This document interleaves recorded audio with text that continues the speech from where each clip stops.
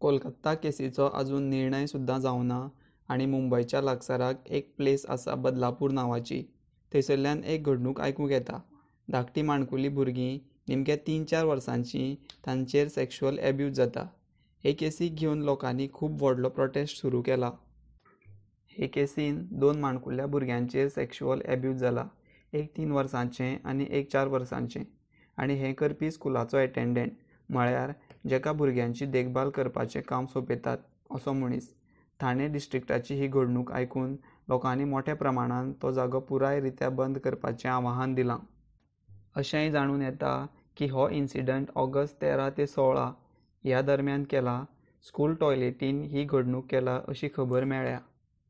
23 वर्सांचो अक्षय शिंदे, जो clinical staff जेका कॉन्ट्रॅक्च्युअल बेजीस म्हूण घेतिल्लो, ताका एक्यूज म्हूण धरला. जेन्ना कॉन्ट्रॅक्च्युअल बेजीस किंवा खंयचोय परमनंट स्टाफ म्हूण घेतात तेन्ना ताचो पास जाणून घेवप गरजेचो अशेंय जाणून येता.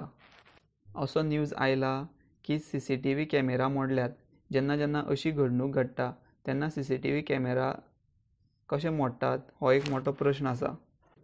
अशींच बसले कडेन ते धाकटे चलयेन आपल्या आजेक सांगलें की एका मनशान अशी आपल्या आंगाक दुखापत केला. मागीर सारकीच विचारणूक जाल्ल्या कारणान मॅटर थोडो करून क्लियर जायत गेलो.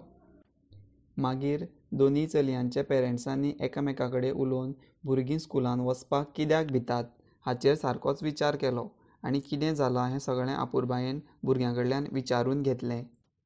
उपरांत एक चलयेक प्रायवेट डॉक्टरा कडेन व्हेलें आनी ताचो मॅडिकल चॅकअप केलो आनी डॉक्टरान क्लियरली सांगलें की चली सॅक्शुअल एब्यूजाची शिकार जाल्या. जेन्ना district woman and welfare department हेतून इन्वॉल्व जालो तेन्ना हाचेर फास्ट एक्शन घेवपाक सुरवात जाली. आनी महाराष्ट्र एज्युकेशन मिनिस्टर दीपक केसरकर हाणें सांगलां की पॉस्को एक्टाचे अंतर्गत एक सस्पेक्ट अरेस्ट केला.